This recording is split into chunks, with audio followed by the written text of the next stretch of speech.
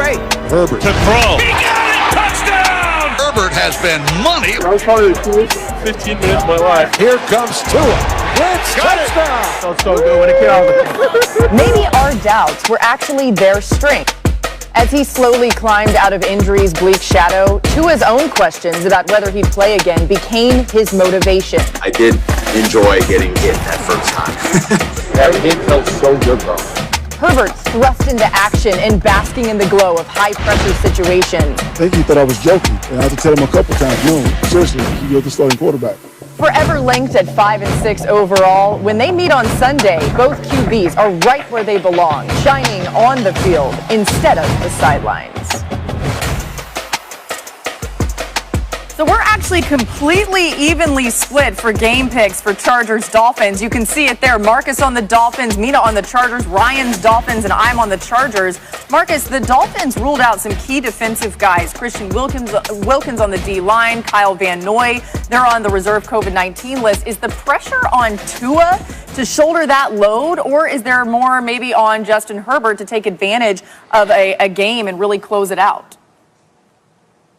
I still think it's on Herbert, Els, because, listen, we obviously Van Noy and Christian Wilkins are key contributors and do a tremendous job for the Miami Dolphins defense. But don't forget that Flores is a great defensive mind, and it's starting to show up in these games. And, look, Herbert has been sensational. He's been fantastic for the Chargers, even though it hasn't led to wins. But these type of litmus tests are the ones that young quarterbacks are judged by, right? And, like, we're going to see him deal with all kind of different pressure, deal with coverage, deal with guys playing man-to-man. We're going to deal with him having very little windows to throw the ball in. Now, he does have Keenan Allen and Mike Williams, and he has guys that can make plays offensively, but I'm looking forward to seeing how he responds to what Brian Flores is going to throw at him. And I think the pressure is more on him. Tua is still only about to play his third game in the NFL, and for as much as we have praised and as much as we look down the future, Herbert, we already think we have a sample size of what he is.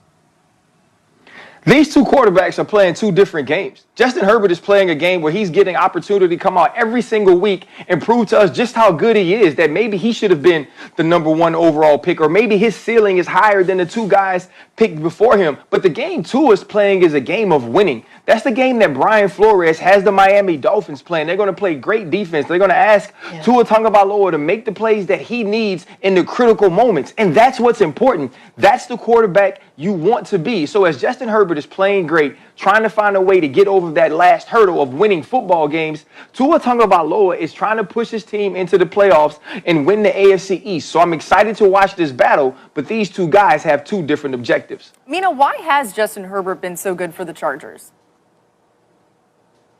Well, I see a number of reasons and advantages. One advantage, best uniforms in the NFL. I mean, did you see last week the Navy with Ryan Clark? I saw you tweeting about it. Those were fire. He's been incredible under pressure, which will be important this week because Miami brings pressure at the third highest rate in the league. Justin Herbert has the third best QBR when pressured. Okay, so that's strength on strength. I also think offensive coordinator Shane Steichen has done a terrific job of scheming guys open.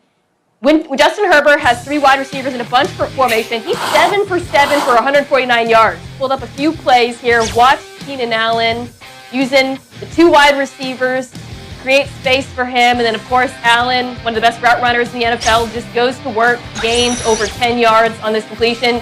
That's easy money. Now here, Allen does work on the rub route, and this time Henry's going to get the ball and benefit from the traffic, once again created by the bunch formation, 12 yards. You see this all the time with LA. It's creating these easier opportunities for Herbert. It's not just crazy shot plays down the field, although he has an amazing arm. You'll see a lot of plays like that mixed in as well, and it's going to be important against a very, very good Miami secondary. A couple of other injury notes, too, guys. Joey Bosa also out for the Chargers, and Justin Jackson. Marcus, I saw you raise your hand, but we got to move because we got a whole other interesting quarterback matchup to get to for Week 10. Cam versus Lamar. Mutual respect is real between these two. Take a listen. I watched Cam since Auburn. You know, everyone in the country did. Everyone know about Cam Superman, you know, doing his thing. You know, and a lot of us looked up to him. He's a mobile quarterback. He do his thing. You know, he won the Heisman, won college championship, won MVP, went to the Super Bowl, stuff like that. So, you know, I follow him a lot. Wanting to get to where he's at, and now I'm here. You know, now I got to play against him. So, just can't wait to, you know, do that. Lamar got a gear not many human beings got. And just to see him take off, you know, I'm a fan of the game. And if I'm watching Baltimore, obviously I'm watching, you know, to see what the MVP gonna do. You know, I just respect his game so much. Time now for some smart lineup decisions brought to you by IBM Watson. Marcus, what are you watching in Ravens Patriots? I'm watching Cam Newton against this front seven. We talk about Baltimore and we laud them. We talk about Lamar Jackson and what this offense needs to do to get better, but we all seem to forget how good this defense is. And I know we don't because we talk about it and we inundate it with watching them on film, but Cam is going to have his hands full.